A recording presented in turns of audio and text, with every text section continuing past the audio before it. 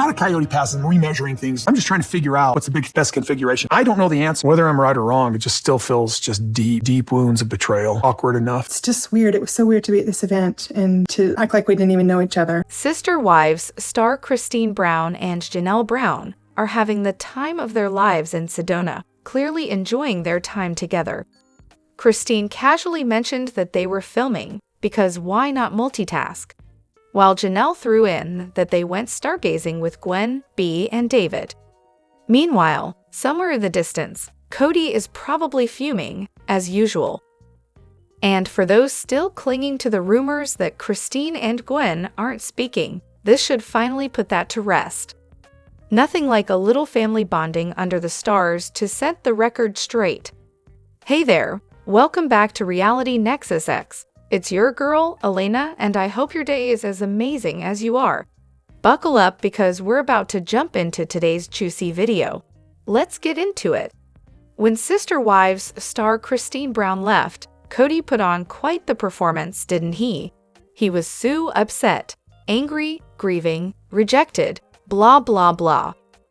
All the typical emotions you'd expect in a separation. But wait, wasn't this the same guy who said he never wanted to be in a relationship with her in the first place? He felt forced to marry her. She was a terrible sister wife, and apparently she was trash-talking him to the kids. So, why is he upset? Shouldn't he be throwing a party? He's free of the burden now, right? Yet here he is, wallowing in all this angst. Make it make sense. And let's not forget the couch interview where he flat out said, "I don't want plural marriage." Bold statement. Yet in the very same season, he's asking Janelle why they can't get back together. Why, Kody? If you're so over plural marriage, why the sudden urge for a reunion? The easy answer? Kody's a liar. He even told Christine he'd never be intimate with her again. If that doesn't scream, "I don't like you, let alone love you," what does? My theory? He's been mistreating all the OG wives for years, and they just quietly put up with it. But when Christine finally had the nerve to say enough, it wasn't just a shock to him, it was an insult. I mean, he's such a great guy, always trying so hard. How could anyone possibly want to leave him? It's like when he told Mary, "Consider yourself honored I tolerated you." That same mindset probably applied to all his wives. Christine walking out wasn't just about her leaving. It shattered his delusion that he was this all-powerful patriarch no one could ever abandon. And that's where the real hurt comes from. Oh my gosh, how has no one brought this up yet? I was dying laughing in my living room. Kody out there with a real measuring tape. What was that, like 350 feet? Trying to survey 14 acres as if he's suddenly a professional land surveyor. Boy, please, just go jump in that pond. I can't with his nonsense. The best part? When he was sticking that marker into the ground, all serious like he actually knew what he was doing. Sir, this is not your expertise. I was laughing so hard. He's out there acting like he's about to map out a whole subdivision. And then came the classic Kody logic. So this is my piece, and Christine is gone, so this is my piece, and Janelle is leaving, so this is my piece, and Mary's definitely not living here, so this is also my piece. At this rate, he'll be claiming the entire 14 acres for himself before long. It's just so painfully obvious he's grasping at straws. Watching him divvy up that land in his head was the comedy we didn't know we needed. However, pure fluff incoming, but seriously, reality star Robyn's fashion choices. Why in the fresh hell could she never just wear the long sleeve shirt by itself? What's the deal with the tank top over it? I mean, if she's going for modesty, that look definitely missed the mark. And honestly, just ew. Let's be real though. They all rocked that bizarre long sleeve under tank top combo, like it was a style requirement or something. It's the most early 2000s look ever, layering things that didn't need to be layered. So trendy for the time, yet so unnecessary. Also, I swear Robyn was mirroring Mary with that whole vibe. Like, oh, you're layering shirts unnecessarily. Well, me too. It's almost like they were in some unofficial, unspoken layering contest. Fashion or not, I guess there's strength in strange wardrobe choices. Also, Sister Wives star Robyn, aka Crybros, is out here complaining that Ori and Sol don't really know their older siblings. But hold on, there's 24 years between Logan and Ori. What did she expect? The OG-13 aren't ignoring her nuggets. They're just fully grown adults with their own lives. This is what happens when there's a huge age gap in a family. Ask anyone who's the youngest by even half that age difference, and they'll tell you, it's like growing up in an entirely different family.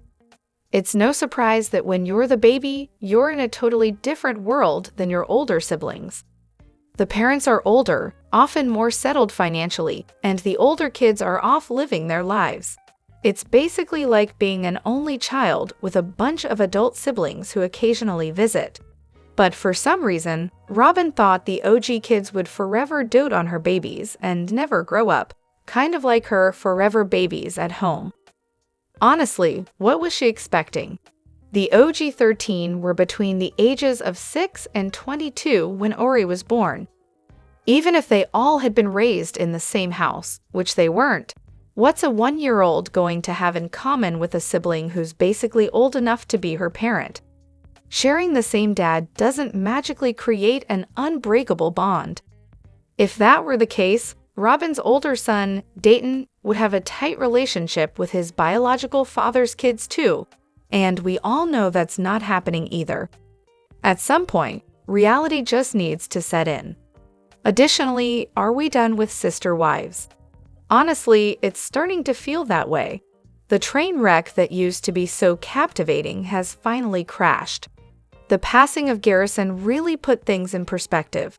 There are bigger things in life than watching Kody and Robyn's lies unfold every episode. And those tell-alls? Always a letdown.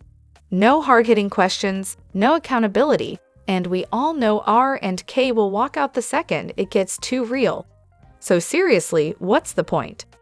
There's so much going on behind the scenes. Christine filing for child support, Robyn's so-called miracle house up for sale, Janelle launching a business with Maddie, but instead, we're stuck with these snooze-fest episodes. Do we care about the same repetitive talking heads over a slideshow of past footage? Not really. It's tedious. I want to see Kody served with those legal papers. I want to watch Janelle discuss her new business ventures and actually show her building something. I want to see Christine thriving with her husband, laughing, and telling us what finally pushed her to take that massive step toward freedom. And Mary, let's finally see her laugh, really laugh, after years of dealing with this mess. The real issue is the delay. We already know what happens. The show is literally years behind, and it's ridiculous how they can't figure out how to fast forward to the present. Maddie is a whole baby behind. It's like they're not even trying to keep up, and it's making everything feel stale. And you're right, the lack of interaction is killing the vibe. It's just talking heads over some recycled footage. Everyone's living their own lives, but we don't get to see it. The show has lost that family element, and unless they start calling Kody and Robyn out for their bullshit and constant contradictions, what's the point? Start a new show with the OG3, Christine, Janelle, and Mary, and let them tell us what's really up. Because let's be real, we're over the fake tears, the "I'm not talking about that," and the walking away when things get tough. We've seen it all before. In the words of the iconic Bluth, "If that's a veiled criticism about me, I won't hear it, and I won't respond to it." Sounds like something Kody and Robyn would say, right? As well as Sister Wives star Kody Brown and Ariella. Now that was an interesting moment. For the first time, Kody actually shifted some blame onto Robyn and their daughter, Ariella, for why he wasn't visiting Janelle's house. His tone wasn't aggressive, but you could tell it might be the start of him cracking, hinting at what could happen down the road. But really, the man just threw his 7-year-old under the bus and Robyn in the same breath. Classy. Let's be real. Robyn has never been the loyal, ride-or-die wife she pretends to be. she never takes any responsibility for anything that goes wrong. Sometimes she acts like she's Kody's #1 defender, exempting him from all blame, and other times she's pointing fingers straight at him. But of course, Kody's always out there trying to shield her from the fallout. What baffles me is why Kody seems so uninterested in connecting with all his kids. As a mother, that's something I just can't wrap my head around. When Isabel had her surgery, Kody didn't even bother showing up. Nothing would have kept me away if it were my child. It's almost like he thinks his wives and kids should worship him like he's some kind of king. And when they don't, he punishes them by withholding affection, attention, and visits, like some twisted form of control. But the kicker? None of them seem to miss him. Their lives are rolling along just fine without him. It's about time Robyn finally got some blame for something that's actually her fault. Kody's spent years blaming his other wives for every little thing, even when they weren't at fault, but now he's starting to let cracks show in the perfect little bubble he and Robyn built, and honestly, it's long overdue. Additionally, you're definitely not the only one feeling confused by the timeline. They've really jumped around this season, and it's hard to keep it straight. But I think you're mostly right. Here's how it seems to be playing out. Logan and Michelle's wedding happened in October 2022, so that should be after the infamous Janelle or Kody Christmas blow-up. The Christmas fight and the gift exchange text thread we're seeing now happened around Christmas 2021. The Thanksgiving we saw last season, where Mary was actually present, was from Thanksgiving 2021. The Thanksgiving coming up next week in the show is from Thanksgiving 2022, just before Logan's wedding, and leading up to the next round of holiday chaos. So yes, they're definitely jumping back and forth in time between 2021 and 2022. The footage from the Janelle or Kody fight and the text drama around Christmas feels like it's from 2021, but they're now also starting to show us 2022 moments, like Logan's wedding and the upcoming holidays from that year. Basically, you're not the one getting left behind. The timeline is all over the place. It looks like they're blending in older footage with newer events, which definitely adds to the confusion. However, Sister Wives star Robyn's comments about her mom Alice's polygamous life are definitely a bit muddled. In the talkbacks aired after season 18, Robyn talked about her wedding and included the OG3 in her narrative, which felt a bit off. She mentioned that her mom felt excluded when her dad got married. But if I'm not mistaken, Robyn's biological father wasn't involved in polygamy at all. Instead, Alice was essentially a mistress in her relationship with Robyn's stepdad, Paul. So how exactly did Alice feel excluded when she wasn't even the first wife? Wouldn't Alice have had to exclude the other wife when she married Paul? Robyn is just throwing out these claims as if they're facts, but in reality, Alice was just a mistress acting like she was in a polygamous relationship. No wonder Robyn has such a skewed view of polygamy. Most of us think of polygamy as it was portrayed at the beginning of the series, where all the Browns lived together in one home. Alice, however, lived hours away from her sister wives, and there's some debate about whether the first wife was even aware of Alice and Robyn's stepdad's relationship when it started. Robyn's marriage to her stepdad happened when she was around 10, so before that, she only witnessed her mom in a monogamous relationship with her biological dad.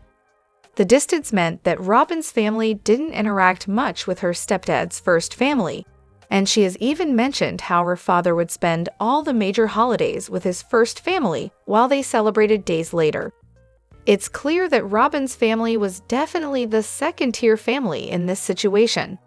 That's why a lot of fans referred to it more as a mistress setup rather than a genuine sister-wives scenario.